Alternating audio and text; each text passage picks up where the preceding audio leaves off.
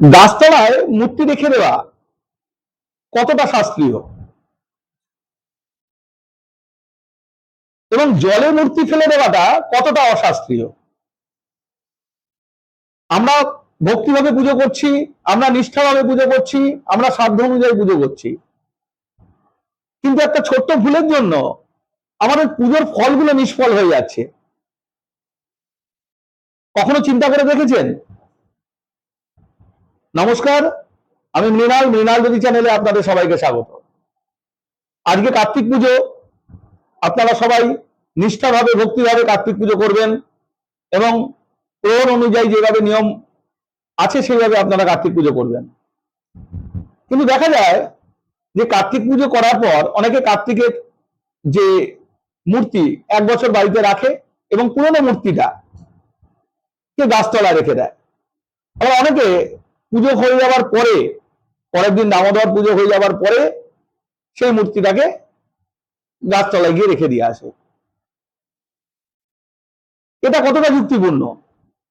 আপনারা যে মূর্তিটাকে গাছতলায় রেখে দিয়ে আসছেন, সেই মূর্তিটার ওপর কোনো কুকুর টয়লেট করছে, তার মুখ ভেঙে দিচ্ছে, তাকে টেনে হেসড়ে নিয়ে যাচ্ছে, এটা কি যুক্তিপূর্ণ? এটা কি ফলপ্রদ? কিন্তু অনেকে বলছেন যে আমরা দেখে এসেছি যে ঠাকুরকে জলে দিতে নেই। আগে জানুন কার্তিক কে এবং কার্তিকের পুজো কেন করা হয় এবং কার্তিক আমাদের কি প্রদান করে। আমরা সাধারণত জানি যে কার্তিক আমাদের সন্তান প্রদান করে। আমরা যে মনস্কামনা করি যাতে কার্তিকের মতো আমাদের সন্তান হয়, আমাদের সন্তান পিতৃশ্বরের আশীর্বাদেই লাভ হয়। কিন্তু সেই সন্তানের যে শারীরিক গঠন, মানসিক গঠন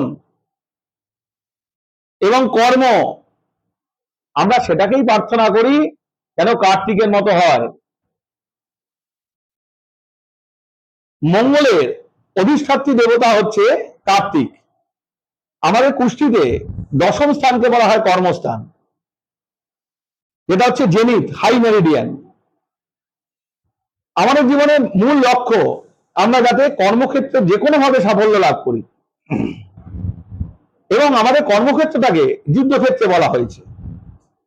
যুদ্ধক্ষেত্রে সবচেয়ে বড় ভূমিকাটা সেনাপতির।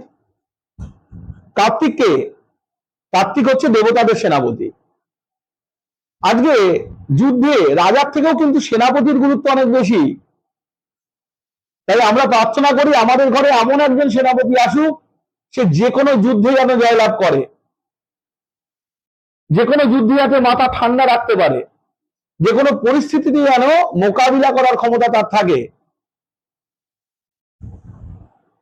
সাইন্টিফিক হিসাবে কার্তিক থেকে আমাদের WBC দেখা হয়, যা আমাদের রক্তে ইমিউনিটি পাওয়ার বৃদ্ধি করতে সাহায্য করে। যখন কোনো সন্তান মাতৃগর্ভে থাকে, তার যে ফিলিপিন টিউবটা থাকে, টিউবের ভেতরে যে জলটা থাকে সেটা চন্দ্র তার কারকতা অর্জন করে। কেননা চন্দ্র বাচ্চাকে পুষ্টি দেয়, কিন্তু ফিলিপিন টিউবের যে কারকতাটা আছে, যে টিউবটা, সেই টিউবের কারকতা কিন্তু মঙ্গলের। তার কারণ হচ্ছে সে প্রোটেক্ট করে, মঙ্গল হচ্ছে প্রোটেক্টার। তাই আমরা এমন একটা সন্তান চাই যে আমাদের প্রোটেক্ট করে, আমাদের সংসারকে প্রোটেক্ট করে। কার্তিককে সবসময় দেখবেন চির যৌবন সম্পন্ন। তার জন্য যার কুষ্ঠিতে মঙ্গল প্রচন্ড স্ট্রং থাকে, তার বয়স অনুযায়ী তার বয়স বোঝা যায় না। 50 বছরের বয়স্ক লোককে তাকে অন্তত 10 বছর থেকে 12 বছর কম লাগে। তাই আমরা সুঠাম ব্যক্তিত্বের একজন সন্তান চাই। কার্তিক থেকে লজিক, রিজন, সাহস, শক্তি, পরাক্রম, বীর্য, শৌর্য এগুলো দেখা হয়। তাহলে আমরা এই কামনার জন্য পুজো করছি, যেই দেবতার কাছে সেই আশীর্বাদ চাইছি, সেই দেবতাকেই আমরা গাছতলায় রেখে দিয়ে আসছি যাতে তার গায়ে একটা কুকুরে পেচ্ছাপ করে। তাকে কুকুর টানতে টানতে নিয়ে যায়। আমরা যখন বিসর্জন করেই দিচ্ছি, বিসর্জন কৃত্য যখন হয়ে যাচ্ছে, তখন সেই ক্ষেত্রে তো আমরা তাকে জলে দিয়ে দিতে পারি। সে জলে বিলীন হয়ে গেলেন এবং সেই মাটি দিয়ে আবার প্রতিমা নির্মাণ হবে, আবার পুজো হবে। ধর্ম কাকে বলে? মানুষ যা ধারণ করে সেটাই তার কাছে ধর্ম।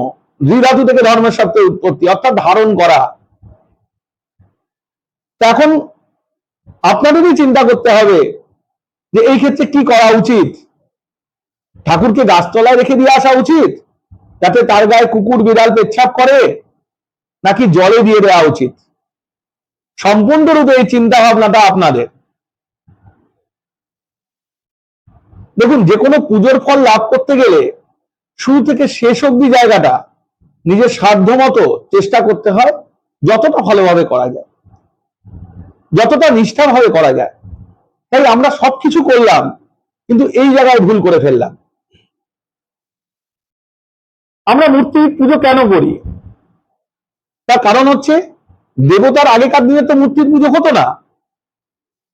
দেবতাদের যে রূপটা, সেই রূপটাকে আমরা কল্পনা করি যেন সেই রূপটা আমাদের হৃদয়ে অধিষ্ঠান করেন, ভগবান আমাদের মধ্যেই অধিষ্ঠান করছেন। তার জন্য আত্মপ্রাণ প্রতিষ্ঠা করা হয়।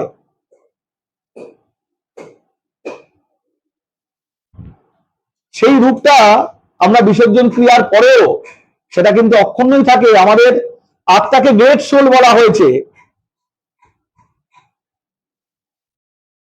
আত্মার মধ্যে দিয়ে যে শক্তি, যেরকম একটা বড় শক্তি যেখান থেকে ইলেকট্রিসিটি উৎপন্ন হয়, সেখান থেকে ট্রান্সফরমারে আসে, ট্রান্সফরমার থেকে আমাদের বাড়িতে ইলেকট্রিসিটি আসে। তাহলে যে ইলেকট্রিসিটি যেখানে উৎপন্ন হচ্ছে, সেটাই হচ্ছে গ্রেট সোল, মূল শক্তি, যা ভগবান। এবং সেখান থেকেই আমার হৃদয়ে ভগবানের অধিষ্ঠান রয়েছে। এবং তার মাঝখানে আমরা সেই যে মূর্তির প্রতিবিম্ব, তাকেই আমরা স্থাপন করছি এবং তারপরে তাকে কি করছি, গাছতলায় ফেলে রেখে আসছি। তাহলে আমাদের পুজোটা কি সফল হলো? আমরা কি ঠাকুরের আশীর্বাদ পেলাম, নাকি সেই পুজোর ফলটা একটা ছোট্ট ভুলের জন্য নষ্ট হয়ে গেল? তাই আপনাদেরই ওপরে সিদ্ধান্ত ছেড়ে দিলাম, আপনারাই চিন্তা করবেন কি করা উচিত। আমার ক্ষুদ্র জ্ঞানে যেটুকুনি মনে হলো সেটুকুনি আমি আপনাদের বললাম। আশা করি সঠিকভাবে আপনারা সঠিক সিদ্ধান্ত নিয়ে কাজ করবেন এবং মৃণাল জ্যোতি চ্যানেলের সাথে যুক্ত থাকবেন এরকম আরো কিছু তথ্য পাওয়ার জন্য। নমস্কার।